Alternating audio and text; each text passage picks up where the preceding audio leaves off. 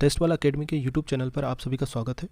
दोस्तों, आज से हम यहाँ पे देखने वाले हैं एनसीईआरटी पे आधारित विगत वर्षों में जितने भी आपके विभिन्न परीक्षाओं में जो प्रश्न आए हुए हैं वो महत्वपूर्ण प्रश्न आज हम यहाँ पे देखेंगे।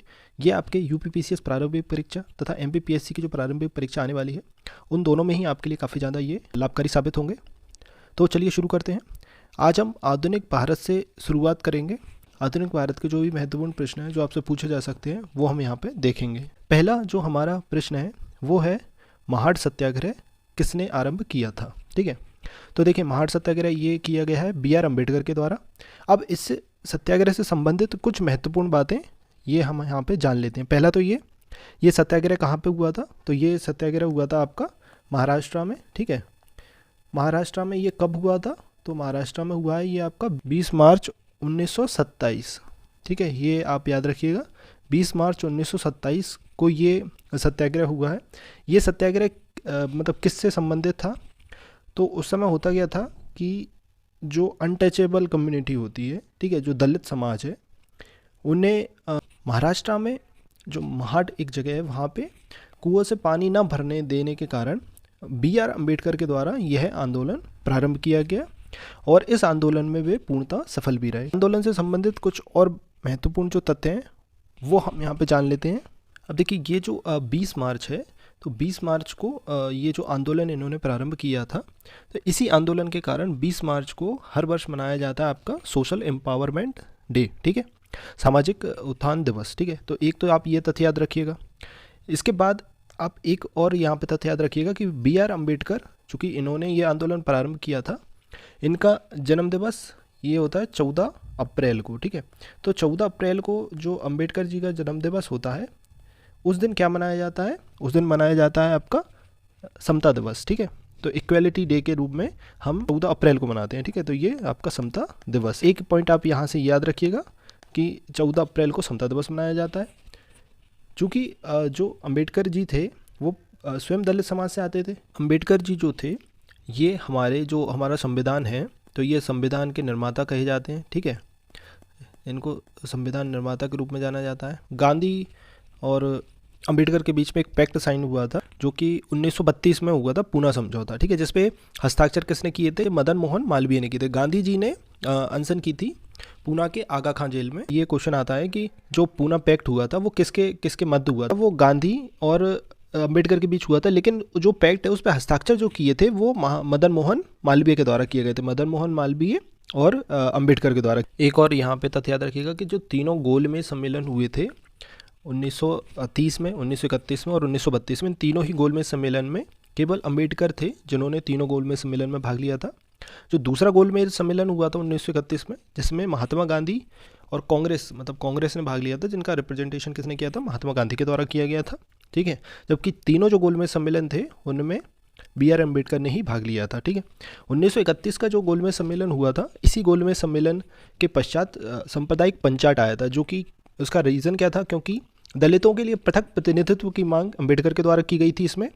ठीक है, इसके बाद रैमजे मैकडोनाल्ड जो ब्रिटेन के प्रधानमंत्री थे, उन्होंने सांप्रदायिक पंचायत की घोषणा की, जिसके विरोध में महात्मा गांधी ने अनशन किया और ये जो पूना पैक्ट हुआ था आपका 1932 का, ये हुआ। एक और पॉइंट यहाँ पे याद रखिएगा आप कि बी आर अम्बेडकर जो तीनों ये जो गोलमेज सम्मेलन हुए थे उनमें भाग लिया इन्होंने।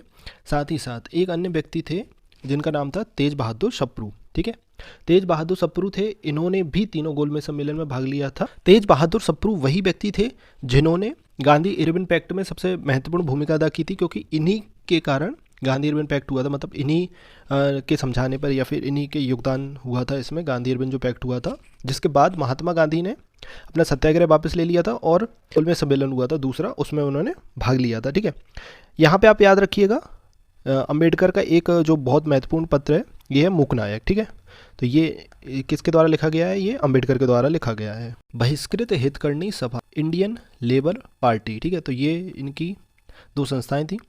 इसके अलावा महात्मा गांधी, अब देखिए महात्मा गांधी, चूँकि ये दलितों से रिलेटेड प्रश्न था तो यहाँ पे हम लिंक कर लेते हैं।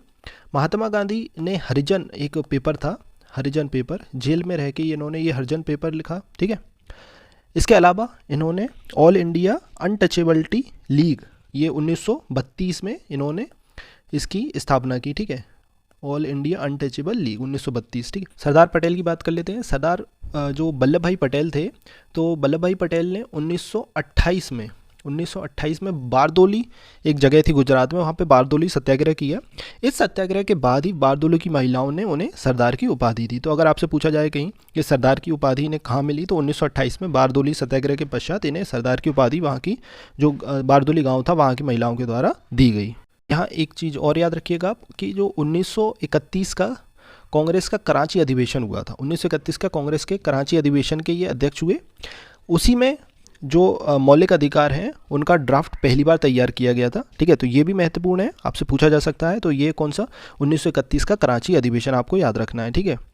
भारत के जो आज़ादी है उसके पश्चात भारत के पहले गृह मंत्री बने थे सरदार वल्लभ भाई पटेल। सरदार पटेल को ही भारत का बिस्मार्क कहा जाता है, इन्हें आयरन मैन ऑफ इंडिया भी कहा जाता है, चूँकि इन्होंने जो आज़ादी के पश्चात देश की जितनी भी रियासतें थी उन सभी का एकीकरण करने में इन्हीं का योगदान रहा है। अब बात कर लेते हैं हम ज्योतिबा फुले। तो ज्योतिबा फुले ये महाराष्ट्र के थे। सत्यशोधक समाज नाम से एक संस्था की स्थापना की थी। इनका एक रचना है गुलामगिरी, ये आप याद रखिएगा, गुलामगिरी, ठीक है। तो ये भी महत्वपूर्ण है, ये याद रखिएगा। तो इस तरीके से हमारा ये प्रश्न कंप्लीट होता है। नेक्स्ट क्वेश्चन देखते हैं। अगला प्रश्न है आपका एशियाटिक सोसाइटी। एशियाटिक सोसाइटी की स्थापना किसके द्वारा की गई है, ठीक है। तो पहली चीज़ तो ये कि एशियाटिक सोसाइटी की स्थापना कहाँ पे हुई थी, तो ये हुई है आपके कलकत्ता में, ठीक है। तो ये याद रखिएगा आप, ये कलकत्ता में एशियाटिक सोसाइटी की स्थापना हुई है। और ये किसके द्वारा की गई है, तो ये की गई है विलियम जोन्स के द्वारा, ठीक है। तो इसका सही आंसर हो जाएगा sir William Jones. Warren Hasting regulating act जो 1773 आया था, उसके तहत ये बंगाल के गवर्नर बने। बंगाल के पहले गवर्नर जनरल भी यही बने, ठीक है। इन्होंने 1774 में फेडरल कोर्ट की स्थापना की, ठीक है। ये याद रखिएगा पॉइंट आप। इसके बाद राजा राम मोहन राय के बारे में एक फैक्ट ये है कि अकबर द्वितीय के द्वारा इनको राजा का टाइटल दिया गया, ये याद रखिएगा आप, ठीक है। इन्होंने 1815 में आत्मीय सभा की स्थापना की, ठीक है, आत्मीय सभा। इसके बाद 1828 में इन्होंने ब्रह्म समाज की स्थापना की, ठीक है। इसके बाद 1829 में सती प्रथा पे बैन लगाने में इनका महत्वपूर्ण योगदान है, ठीक है। तो ये कुछ फैक्ट है इनके बारे में, याद रखिएगा। ज्योतिबा फुले मैंने आपको पहले क्वेश्चन में बता दिया था, ठीक है। इसके बाद नेक्स्ट क्वेश्चन देखते हैं। 1929 अखिल भारतीय ट्रेड यूनियन के अध्यक्ष कौन चुने गए थे, ठीक है। तो इसका सही जवाब क्या हो जाएगा, जवाहरलाल नेहरू, ठीक है। जवाहरलाल नेहरू के बारे में कुछ अन्य जो फैक्ट हैं वो जान लेते हैं हम।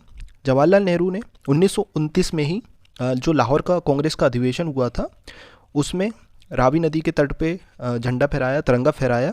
जो 1931 की 26 जनवरी थी, तब से स्वतंत्रता दिवस मनाने की घोषणा की, पूर्ण स्वराज की मांग रखी। इस समय आपका वायसराय कौन था, इस समय वायसराय इरविन था, ठीक है। तो ये आप याद रखिएगा। इसके बाद 1889 में इनका जन्म हुआ। 14 नवंबर को ही बाल दिवस मनाया जाता है। इलाहाबाद में इनका जन्म हुआ था। इनकी जो कुछ महत्वपूर्ण पुस्तकें हैं जैसे कि डिस्कवरी ऑफ इंडिया, भारत एक खोज, ग्लिम्पसेस ऑफ वर्ल्ड हिस्ट्री, ठीक है, ये इनके महत्वपूर्ण पुस्तकें हैं। आराम हराम इनका ये महत्वपूर्ण नारा था। साथ ही साथ इन्होंने पूर्ण स्वराज का भी नारा दिया, ठीक है। तो इस तरीके से जवाहरलाल नेहरू हमारा सही जवाब होगा। अब यहीं पे हम देख लेते हैं जो बाकी के जो विकल्प हैं। देखिए सरदार पटेल इनको भारत का बिस्मार्क कहा जाता है। आज़ादी के पश्चात जितनी भी रियासतें थीं उनको जोड़ने में इनका महत्वपूर्ण योगदान रहा। भारत जो संघ था उसमें विलय करने में इनका महत्वपूर्ण योगदान रहा। 1931 का एक कराची अधिवेशन था, 1931 कराची अधिवेशन, इसमें इन्होंने, ये उसके अध्यक्ष थे। इसी कराची अधिवेशन में मौलिक अधिकारों का ड्राफ्ट तैयार किया गया पहली बार, ठीक है। आयरन मैन ऑफ इंडिया भी इन्हें बोला जाता है। एम एन राय देखिए, एम एन राय ये मार्क्सवादी नेता थे। 1925 में इन्होंने सीपीआई की स्थापना की, ठीक है, 1925 में सीपीआई की इन्होंने स्थापना की। लाला लाजपत राय 1920 में अखिल भारतीय ट्रेड यूनियन इसकी स्थापना हुई थी, तब लाला लाजपत राय इसके पहले अध्यक्ष चुने गए थे, ठीक है। तो लाला लाजपत राय 1920 में जो अखिल भारतीय ट्रेड यूनियन कांग्रेस, आई तक इसको कहते हैं, इसके प्रथम अध्यक्ष थे। इनकी कुछ उपाधियां हैं जैसे कि पंजाब केसरी, ठीक है, पंजाब केसरी। इसके बाद इन्हें शेरे पंजाब भी कहा गया। इनकी पुस्तक है, काफ़ी प्रसिद्ध पुस्तक है, अनहैप्पी इंडिया। ठीक है, तो ये पुस्तक आप याद रखिएगा, अनहैप्पी इंडिया। साइमन वापस जाओ का इन्होंने नारा दिया। एक साथ ही का एक महत्वपूर्ण कथन था, मेरे सिर पे पड़ी लाठी का एक एक प्रहार अंग्रेजी शासन की ताबूत की कील साबित होगा। ठीक है, तो ये इनका एक महत्वपूर्ण कथन था। इसके पश्चात कमीशन आया था 1928 में, लाहौर में ये उसका विरोध कर रहे थे, वहीं पे लाठीचार्ज हुआ, उसमें इनकी मृत्यु हुई, सर पे गहरी चोट लगने के कारण उसी में इनकी मृत्यु हुई। ठीक है, तो इस तरीके से हमारा जो सही आंसर होगा वो होगा जवाहरलाल नेहरू। ये कुछ अन्य तथ्य थे, ये आप याद रखिएगा। अगला प्रश्न है हमारा, 1940 का व्यक्तिगत सत्याग्रह कहाँ से शुरू हुआ था? तो आप सभी को पता होगा 1940 का जो व्यक्तिगत सत्याग्रह था, इसे गांधी जी ने प्रारंभ किया था। गांधी जी के द्वारा ये प्रारंभ व्यक्तिगत सत्याग्रह था। ये 1940 में पवनार, पूना में एक पवनार आश्रम था, वहाँ से ये का व्यक्तिगत सत्याग्रह प्रारंभ हुआ। आचार्य विनोबा भावे इसके प्रथम सत्याग्रही बने। दूसरे सत्याग्रही इसमें जवाहरलाल नेहरू थे, दूसरे सत्याग्रही नेहरू जी थे। ठीक है, ये पहले थे, ये दूसरे थे, और साथ ही साथ इसमें जो तीसरे सत्याग्रही थे वो थे स्वामी श्रद्धानंद। अब जी ये जो आंदोलन हुआ था, व्यक्तिगत जो सत्याग्रह हुआ था, इसका कारण क्या था? एक्चुअली क्या है कि उस समय 1940 के समय द्वितीय विश्व युद्ध प्रारंभ था। द्वितीय विश्व युद्ध में भारतीयों का सपोर्ट चाहती थी, जो ब्रिटेन था वो भारतीयों का सपोर्ट चाहता था, परंतु गांधी जी ने प्रथम विश्व युद्ध में जो उन्होंने सहयोग किया था उस चीज़ से सीखते हुए इस बार उन्होंने ये सत्याग्रह किया, ताकि ये मतलब ये क्लियर किया जा सके कि हम अंग्रेज़ों के साथ नहीं हैं, हम विश्व युद्ध में उनका साथ नहीं देंगे। ठीक है, तो इसलिए इन्होंने ये सत्याग्रह किया। इसी सत्याग्रह को, जो ये व्यक्तिगत सत्याग्रह था, इसको दिल्ली चलो के नाम से भी जाना जाता है। ठीक है, इसका जो दूसरा नाम था वो था दिल्ली चलो। इसके पश्चात इसमें लगभग इसमें 25,000 जो सत्याग्रही थे वो गिरफ्तार हुए। अपने आप में एक ये काफ़ी बड़ा सत्याग्रह हुआ। ठीक है, तो ये आपका पवनार पूना हो गया। ठीक है, इसके बाद अदियार तमिलनाडु, अदियार जो है तमिलनाडु में है। यहाँ पे थियोसॉफिकल सोसाइटी हेड ऑफिस था। ठीक है, ये थियोसॉफिकल सोसाइटी जो थी इसकी स्थापना हुई थी 1875 में। ये हुई है आपकी न्यूयॉर्क में। ठीक है, तो इसकी जो स्थापना की थी वो की थी मैडम ब्लावत्स्की और कर्नल अलकाट। ये जो मैडम ब्लावत्स्की थी ये रूसी थी, और कर्नल अलकाट जो थे ये अमेरिकी थे। ठीक है, इसके बाद इन्होंने 1886 में अडियार में अपना हेडक्वार्टर स्थापित किया, तमिलनाडु में था। अब यहाँ पे आपको एक और चीज़ याद रखनी है, जो एनी बेसेंट थी, एनी बेसेंट ने जो हेड ऑफिस खोला था वो इन्होंने अडियार पूना में खोला था। ठीक है, इन्होंने एनी बेसेंट ने ही सितंबर 1916 में आपका ये जो होम रूल लीग थी उसकी स्थापना की थी। ठीक है, सितंबर 1916। इसके बाद गुंटूर की बात कर लेते हैं। गुंटूर ये आपका आंध्र प्रदेश में है। आंध्र प्रदेश में गुंटूर में तंबाकू बोर्ड है, टोबैको का जो बोर्ड है, हेडक्वार्टर है। यहाँ पे आप एक और फैक्ट याद रखिएगा कि नो टोबैको डे, ठीक है, तंबाकू निषेध दिवस, ये कब मनाया जाता है? ये मनाया जाता है आपका 31 मई को। ठीक है, तो ये एक और फैक्ट आपको यहाँ से याद रखना है। इसके बाद सूरत के बारे में कुछ फैक्ट। तो सूरत ये गुजरात में है। 1907 में आप सभी को पता होगा 1907 में यहाँ कांग्रेस का अधिवेशन हुआ था, जिसके अध्यक्ष थे रास बिहारी घोष। इसी अधिवेशन में नरम दल और गरम दल ये दोनों विभाजित हुए थे। तो गरम दल है, गरम दल के नेता कौन थे? लाल बाल पाल के नाम से जाना जाता है। ठीक है, गरम दल के नेता थे लाल बाल पाल के नाम से इनको जाना जाता है। ठीक है, तो ये इससे अलग होकर इन्होंने गरम दल बना लिया था। यहीं पे जो लाला लाजपत राय थे उन्होंने मेडको की आवाज़ कहा था, ये जो अधिवेशन होता था इसको। ठीक है, तिलक ने इसे पिकनिक स्पॉट बोला था, कांग्रेस अधिवेशन जो होते थे इनको पिकनिक स्पॉट बोला था। इसके बाद 1916 में एक लखनऊ अधिवेशन हुआ जिसमें इन दोनों का समझौता हो जाता है। ठीक है, तो इस तरीके से आपका ये प्रश्न कंप्लीट होता है।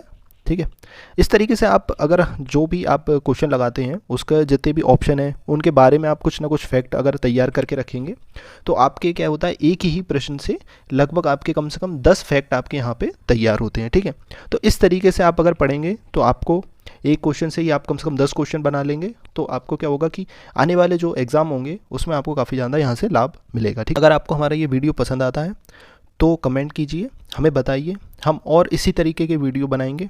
वीडियो को लाइक कीजिए, अपने जितने भी आपके फ्रेंड्स हैं उनके साथ वीडियो को शेयर कीजिए। धन्यवाद।